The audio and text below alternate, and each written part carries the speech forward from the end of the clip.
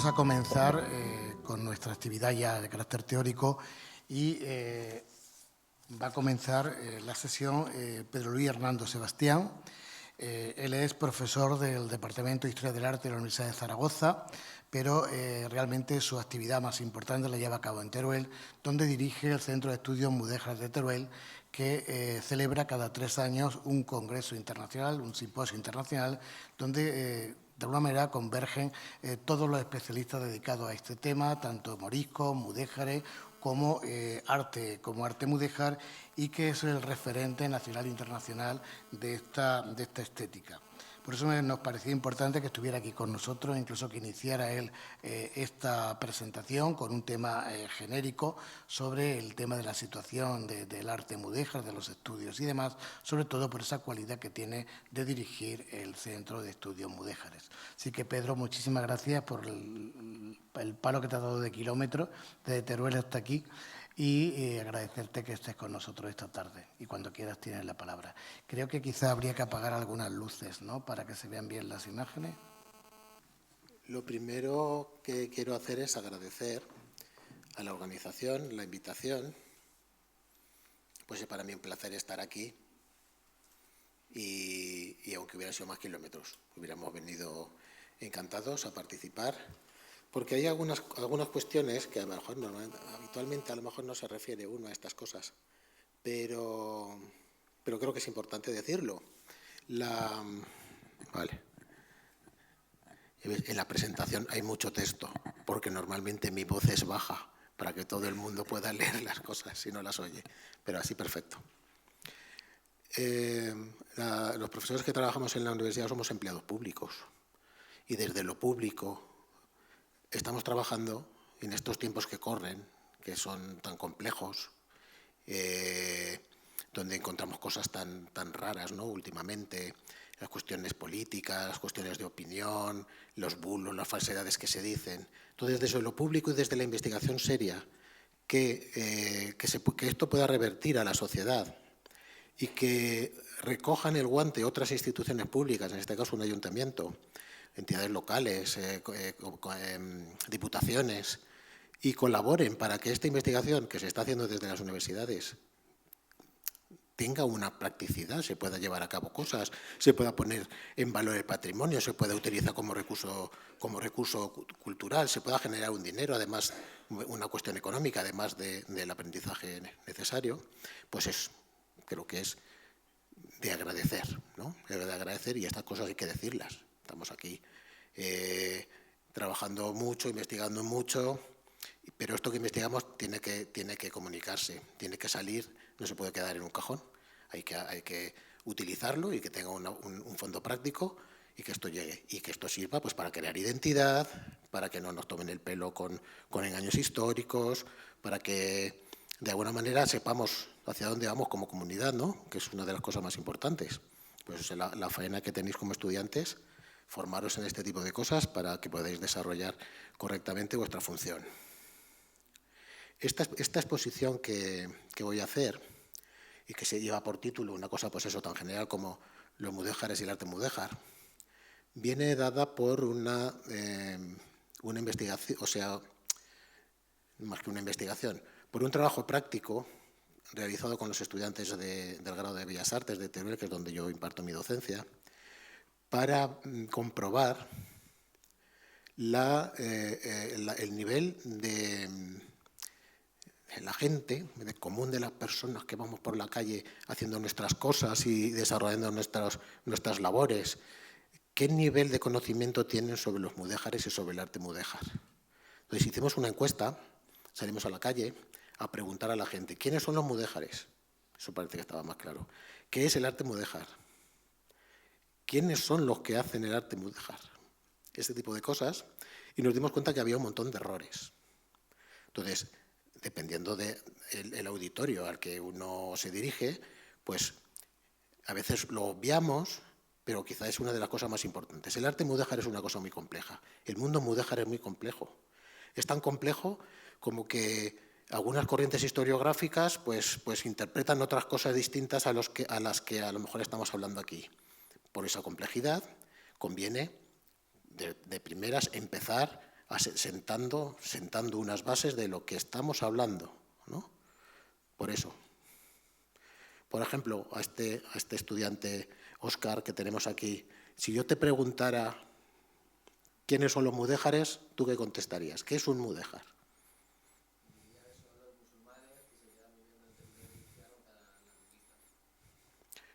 Eso parece que está claro, ¿no? Desde el punto de vista histórico, parece claro. Y tu compañera, desde una procedencia francesa, que en Francia no tenemos arte mudéjar, ¿tú qué dirías que es el arte mudéjar?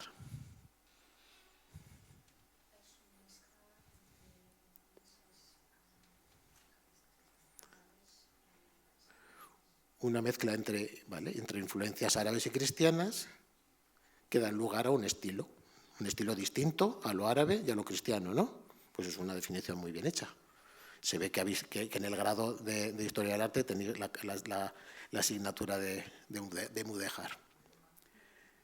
Bien. Si cogemos y decimos, a ver si nos aclaramos con esto. ¿Qué es un mudéjar? Pues eso, punto de vista histórico, pues parece que está claro.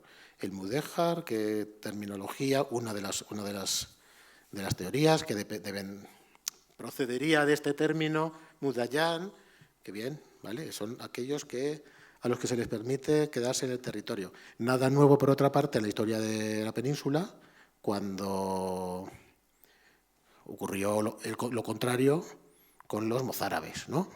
Pues eso ya casi podemos decir que es una tradición. Eso de dejar que convivan los enemigos con los que han vencido y que dan lugar a otro orden administrativo y a otra religión, y dejar a otros que vivan contigo, pues eso, bueno, digamos que no es una cosa nueva. Lo mudéjar como concepto no es nuevo.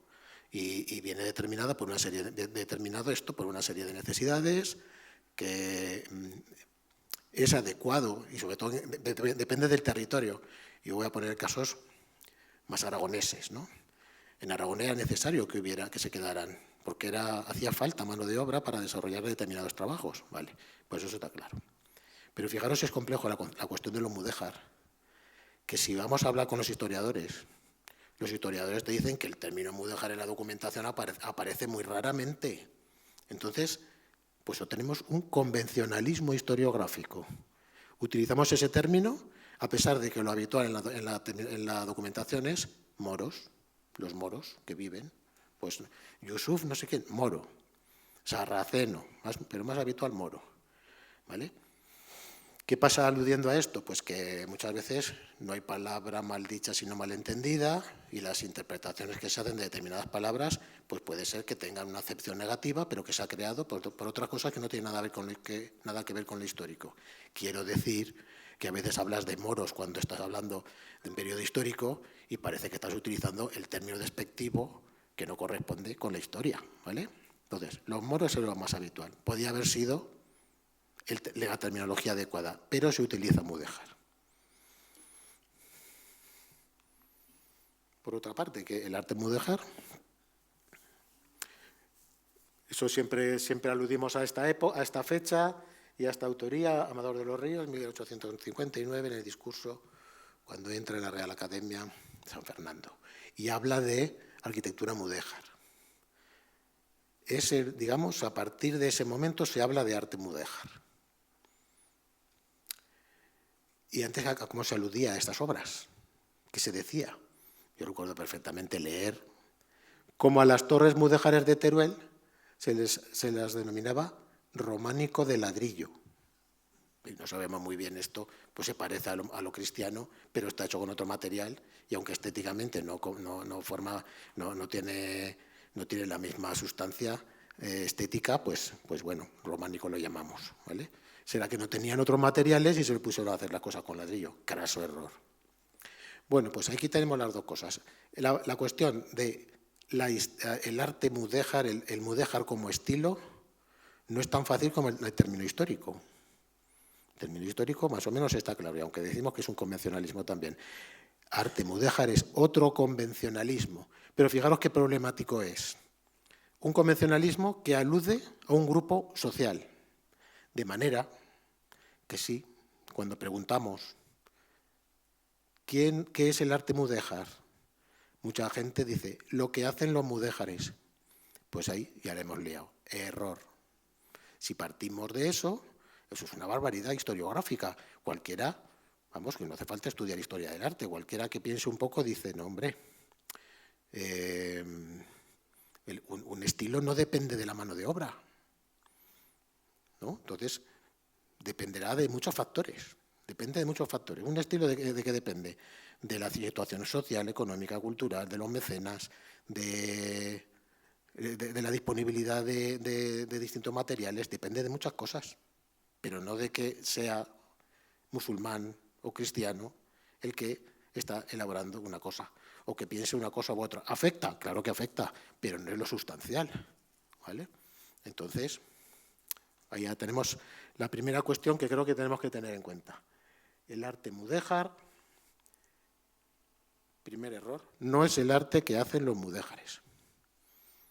Porque si historiográficamente un mudéjar es un musulmán, y el arte mudéjar, por la misma regla de tres, sería el arte que hacen los musulmanes, con lo cual no sería mudéjar, sino arte musulmán.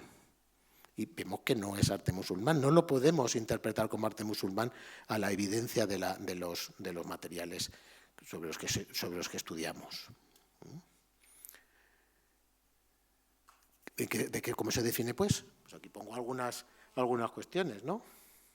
Fusión, como bien nos decían, de tradiciones artísticas, pero que es como si nos pusiéramos con el arte del Renacimiento a empezar a sacar de dónde viene esto.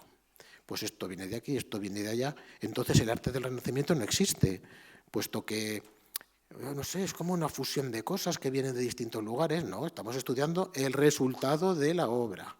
Cuando estudiamos arte mudéjar, estudiamos el resultado de la obra. Y ese resultado es la fusión de distintas tradiciones y de distintas cuestiones, en las que además de esas tradiciones, pues como siempre, y como acabo de decir, afecta la tradición, la situación económica, la situación política, etc. Y por eso decimos arte mudéjar, porque pensamos que es un estilo. No pensamos que sea una especie de cosa que aparece de repente y que por distintas cuestiones, bueno, pues aparece y desaparece. No, es un estilo con todo lo que eso supone. Porque un estilo no se caracteriza, insisto, en esta parte última, por quien lo ejecuta, sino por todo lo demás, aunque afecte. Yo, el caso más ejemplar que conozco y donde más claro está que hay ahí una tradición cristiana, una tradición musulmana, y que el resultado es distinto, es la techumbre de la Catedral de Teruel, que se ve clarísimo. Incluso se ve tan claro que sin tener documentación puedes imaginar lo que ha pasado. La imaginación es imaginación, no es ciencia. Pero puedes imaginarlo, puedes reconstruir. ¿Cómo se ha realizado esto? Tenemos unos datos y a partir de eso, como cimentación para luego elaborar, construir el discurso, pues se puede hacer, pero por esa especial característica que tiene. Porque si descontextualizamos estas imágenes, descontextualizamos las imágenes figurativas, las descontextualizamos, las llevamos a la Catedral de Salamanca, a la Catedral Vieja de Salamanca, y decimos, bueno, pues es el estilo, una cosa cristiana, claro. Vemos las cúpulas gallonadas o el almizate totalmente decorado con elementos geométricos de tradición islámica. Dices que esto viene del arte islámico, pues puede venir vamos a decir algo, de Sicilia, puede venir del sur de la península. En esta época, mudéjares con apellido andaluz, hay una barbaridad. Casi todos vienen de Andalucía, ¿vale? Entonces imaginamos y interpretamos, más que imaginamos, interpretamos. Cuando se llega a la conquista se expulsa a todos los musulmanes, pero luego tienes que traer gente de fuera, ¿vale? Para que te hagan las obras que necesitas. Bueno, entonces, que no es lo que hay que hacer, pero si descontextualizamos vemos claramente que hay dos manos.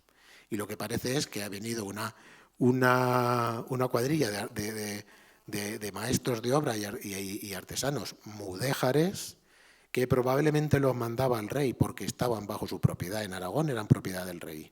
Y para que no los mataran los cristianos, el que hacía un daño a un mudéjar lo hacía una propiedad del rey, con lo cual estaban protegidos, porque venía el rey y su ejército y te pillaba y te metía en el calabozo, ¿no? Porque habías matado a un mudéjar, le habías hecho algún daño.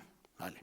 Los mandaría porque era su función y ellos se encargaron de organizar con la mano de obra que hubiera en Teruel para hacer semejante obra. 10.000 piezas de madera.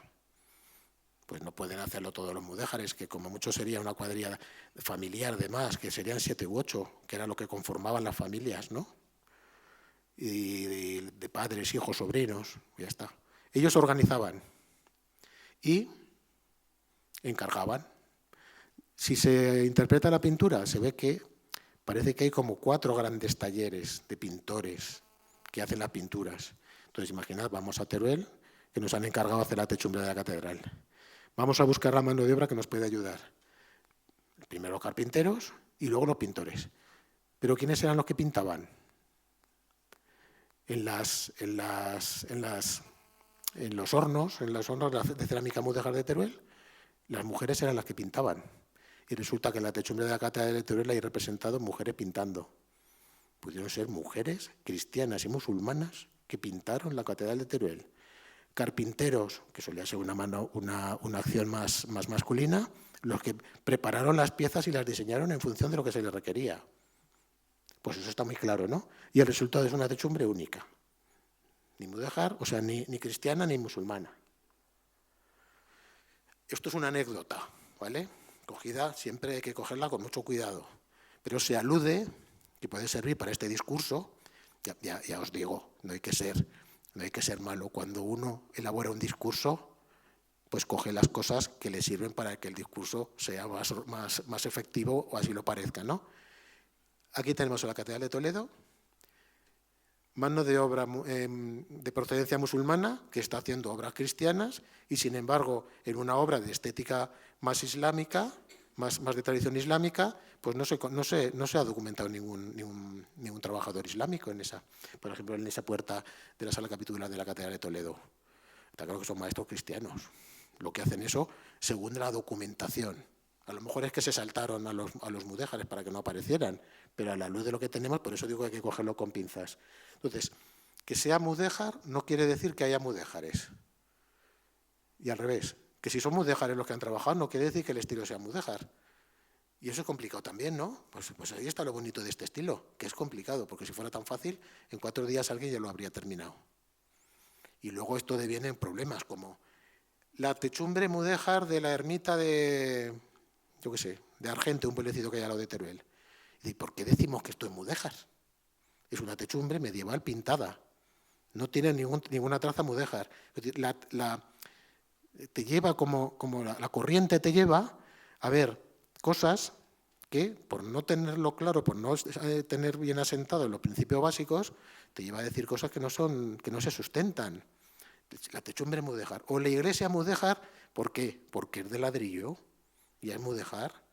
Es que nosotros no, pero la propia percepción que tiene mucha gente del mudéjar es eso, que es de ladrillo, que usan yeso, que si es de madera pintada ya es mudéjar. No, hay que ser más, hay que investigar más en el fondo de la cuestión. Pero es que, si acaso tenemos alguna duda sobre la naturaleza del arte mudéjar como estilo, es que se proyecta en el tiempo y en el espacio también. Y además refuerza la idea básica de lo que estamos comentando aquí sobre el mudéjar y el arte mudéjar, que esto aquí ya no hay mudéjares, ya estamos aquí los mudéjares, la población musulmana, luego los moriscos, pues están expulsados. Y estamos hablando de iglesias que se construyen en el Nuevo Mundo, en Sudamérica, Centroamérica, pues en Cali, en Tlaxcala. Esta techumbre la quitas de aquí y la traes a Castilla, dices, uy, pues nada, qué bien, pues la han hecho los mudéjares, pero es que está en México. Pues claro que es un estilo. Y se proyecta en el espacio y se proyecta en el tiempo. Y hay un neomudéjar, yo he traído la escalinata de Teruel, de principios de siglo, ¿vale? ¿Qué ocurre? Que la historiografía tradicional durante unas décadas le dio al mudéjar un estilo casi nacional, como exclusivo, unos tintes un poco en los que se asocia lo político con lo estético. Bueno, pues vale, pero eso es un error. Pues ese error no, nosotros ya no hablamos de eso. El mudéjar es esto y lo tenemos que estudiar como tal, ¿vale? Entonces, el error de pensar que el arte mudéjar solo es el arte hecho por los mudéjares. Es un arte de fusión. Y ahí está su interés. Y esto tiene mucho recorrido, ¿no? Para la cuestión didáctica y formativa de los estudiantes, hablar de este tipo de cosas, insisto, como decía al principio, todavía más en los tiempos que corren. ¿Y por qué había mudéjares que trabajaban? ¿Y por qué se aceptaron? Si eran malos, si eran los enemigos de la fe, los enemigos que teníamos que proceder a su reconquista, a la reconquista del territorio. Pues era que eran más baratos. Ese es otro de los errores que se arrastra, a pesar de que ya hace muchos años el profesor Gonzalo Borrás demostraba que lo que cobraba un mudéjar y lo que cobraba un cristiano en el mismo puesto era lo mismo, si no más al mudéjar. ¿Vale? Mismo puesto, mismo sueldo. Con lo cual, se valora la capacidad que tiene esa persona de desarrollar el trabajo y no se entra en cuestiones étnicas ni religiosas. Entonces, será eso, ¿no? Será tanto mudéjar, pues es que se les dejaría aquí, pues, ¿qué ocurre muchas veces con la historia? Que trasladamos el entorno que a lo mejor conocemos nosotros, algunas cosas que se puedan vivir de manera personal, las trasladamos al pasado. Hay que analizar el pasado en función de cómo era ese pasado, no en función de lo que pensamos que podía ser en relación con lo que tenemos en nuestro entorno, ¿vale? Yo me imagino que el que pensaba esto, pues diría, esto les pagarán en dinero B, les pagarán en un sobre, o le pagan con comida, ¿no? En vez de, como son mudéjares, pues igual con la comida trabajan. Esclavos había. Y sobre todo los niños pequeños. Niños pequeños y mozos que llamaban, que mira que hay poquitos, pero eso tenía un trabajo casi de esclavo. Pero los que sabían trabajar, aquí tenemos un ejemplo. Bueno, aquí están echando cuentas, todo también de la Catedral de Teruel. Están echando cuentas, os digo, que si les pagaban en nómina o les pagaban de otra manera, aquí están echando cuentas. Porque es claro, vamos, es que no puede estar más claro. Uno le está diciendo así, como diciendo, págame, ¿no? Y el otro le está diciendo lo que le va a pagar. Están hablando de gestión económica de la obra. Esto es una cosa seria. No es una cosa que pues irían trabajando allí de cualquier manera y pasarían por allí y los contratarían. No. Fijaros este detalle. Fíjense en este detalle. Hablamos nada más y nada menos que de Mahoma Rami, que ahora lo citaremos otra vez. Pero es que Mahoma Rami este era un arquitecto, un maestro de obras, que es el término utilizado en la Edad Media, ¿no? De los pies a la cabeza, como cualquier otro arquitecto o maestro de obras cristiano, que gestiona las cosas, que se preocupa por el proceso de trabajo. A veces pienso que esto, bueno, que así era. Estos maestros de obra eran gestores. Organizaban el grupo. La faena que les hizo a estos pobres del pueblo de Torralba, que es un pueblo cerca de Calatayud, porque en época de Benedicto XIII, del llamado Papa Luna, de la obediencia de Aviñón, le encarga que en Calatayud haga esta iglesia. Y una de las cosas importantes que tenía que hacer un maestro de obras era diseñar las piezas que se tenían que utilizar, los ladrillos, la forma del ladrillo que se tenía que utilizar para una construcción. Pues entonces le encarga a los alfareros de Torralba que hagan esas piezas y se las hacen mal. Pues esto está mal, a mí no me hagas esto. Y tenía el poder suficiente como para decir, todas esas piezas, bueno, que no vamos a discutir, no las vamos a tirar, nos las guardamos, porque en la Edad Media las cosas hay que guardarlas, que cuestan mucho, ¿vale? Nos las guardamos, pero es que vamos a hacer otras y se las vamos a encargar a los alfareros de Terrer, que es otro pueblo de al lado. Los de Torralba eran cristianos y los de Terrer musulmanes. ¿Vale? Parece que los de Terrer han entendido mejor lo que tenían que hacer. No lo sé, pero en el caso de que los de Torralba lo hubieran hecho bien, tendríamos una iglesia con un ábside impresionante, con unas cerámicas de colores impresionantes, cuyos ladrillos los han hecho unos alfareros cristianos. Pues eso es el arte mudéjar. ¿vale? Pueden hacerlo cristianos, pueden hacerlo musulmanes. En este caso aquí está Mahoma Rami dirigiéndolo todo. La pena de esta iglesia es que la tiraron para ensanchar la calle. Se conservan las acuarelas estas, que están con mucho detalle y afortunadamente sabemos lo que hubo. Eso es un recuerdo de lo que no deben hacer las instituciones. Hay que proteger el patrimonio, no se tiene que tirar.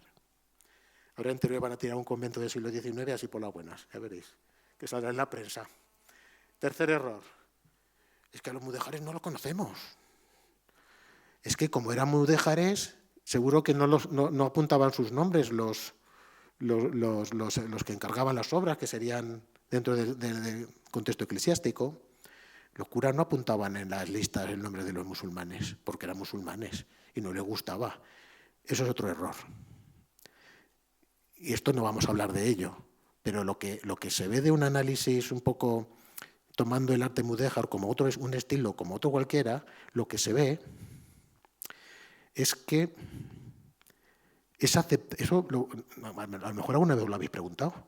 ¿Cómo puede ser que un arte islámico, que un arte con esta parte islámica sea aceptado por los cristianos? Porque la base es la misma. La simbología de los elementos es la misma en el arte cristiano y en el arte islámico de la época. Les interesa la luz como presencia de Dios. Les interesa la geometría, porque es utilizar un grado de abstracción para representar lo que no puede ser representado, y lo que no puede ser representado por el arte, por la cultura islámica, pero también por el mundo cristiano, que a través de la geometría representan lo que no es natural. O sea, es que básicamente es lo mismo. Entonces, ¿cómo que no conocemos los nombres? Conocemos un montón de nombres, solo hay que estudiarlo, ir a los archivos y encontrar la documentación. Y ahí tenemos las obras que había hecho Mahoma Rami. Este es el Miguel Ángel arquitecto del arte de mudéjar. En otros entornos de la península ahí tenemos grandes maestros también, pero fijaros qué obras. Trabaja en la Catedral de la Seo de Zaragoza, en ese convento desaparecido que quizá era el más decorado de todo el mudéjar aragonés. En la iglesia de Santa Tecla, es una preciosidad, Santa María de Calatayud, el Palacio de los Luna, por encargo también de Benedicto XIII, un arquitecto que está trabajando para un señor que ha sido papa. Pues es que, ¿dónde está el problema de los cristianos contra los musulmanes? ¿Dónde está el problema de la iglesia contra los mudéjares porque eran islámicos, eran de la religión islámica, eran musulmanes? Entonces, ¿cuál es el problema? Ninguno. Trabajan para conventos, para órdenes religiosas, para el papa. No hay ningún problema. ¿Cómo no los van a apuntar? Pero eso es una cosa que se lee, que se percibe. Claro, es que no conocemos los nombres. Podríamos decir, ¿y qué pasa si no se conocen los nombres? ¿No? Y tenemos las obras, vamos a estudiar las obras, pero es que sí que se conocen. ¿Veis? Mahoma Calahorrí, con la iglesia de Tobez, que es una preciosidad, Farax Gali, que está gestionando las obras de la aljafería, Josep Bellito. Podríamos poner tres diapositivas de presentación llenas de nombres de maestros mudéjares. Los conocemos perfectamente. Ahí he puesto alguno más. ¿Vale? Pero es que hasta firma la obra. Firma la obra Mahoma Rami, en yeso, en un pretil del coro. Vamos, pues incluso un cierto honor, ¿no? Que la consideración del artista es una cosa que estudiamos en Historia del Arte, ¿verdad? La consideración del artista. ¿Cómo se considera el artista a sí mismo y cómo lo considera la sociedad? Pues aquí mismo, a sí mismo está claro que en alto grado, porque pone su nombre, cosa que no se solía hacer. No solían hacer los maestros cristianos.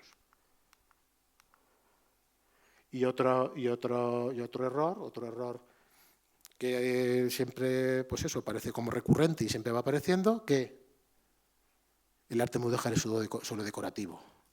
Y que los mudéjares, como que solo ponían cerámicas, y ponían ladrillos de punta y hacían dibujitos, pero que estructuralmente no tiene, con lo cual es un arte menor. No es un arte menor. Y vemos claramente cómo hay estructuras novedosas que no se habían construido en el arte occidental, que se utilizan en el arte mudéjar. Con lo cual, eso también es un término que yo le he escuchado muchas veces al profesor Gonzalo Borrás, un arte de autor. O sea, el artista mudéjar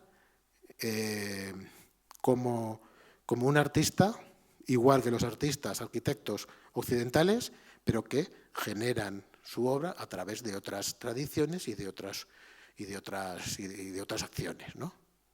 Evidentemente que es importante la decoración en un edificio mudéjar, pero hay estructura en las torres, estructura, por ejemplo, en las iglesias llamadas fortaleza, también una definición un poco compleja, pero que es una tipología que viene y procede de otros lugares, de Oriente, pero eso es estructura, aportación estructural a la historia del arte occidental, de la iglesia de San Pedro de Montalbán. El interior de la escalera de la iglesia de San Martín, o la preciosa torre de Utebo, ya en el siglo XVI. Eso es estructuras, son estructuras, no es decoración. Y, hombre, ya hemos avanzado mucho en la historia del arte como para decir también que lo decorativo es malo. Tiene que tener más sustancia, ¿no, hombre? Oye, los que estudiamos las joyas o los elementos materiales pequeños, si es pequeño, no nos gusta, tiene que ser grande, no, hombre, eso ya está muy pasado. Entonces, los maestros mudéjares estaban bien considerados, trabajaron de la mano con los maestros cristianos, que el arte mudéjar es un estilo como tal y que como tal lo tenemos que estudiar y proteger como parte de nuestra historia, con sus especificidades además, porque tiene estas características que son tan propias de nuestro entorno ibérico, de nuestro entorno peninsular. Pues bueno, eso hay que protegerlo. Y hay que protegerlo, estudiarlo y utilizarlo, como estamos diciendo, como bien para el aprendizaje y para el desarrollo cultural de las zonas, sobre todo y todavía más de los entornos despoblados, los entornos rurales. Espero que les haya interesado, que les haya gustado, y luego si tenemos una mesa redonda o hay preguntas, pues estoy a su disposición para lo que sea. Y los estudiantes que pregunten. El que no pregunta no sabe. ¿Vale? Muchas gracias.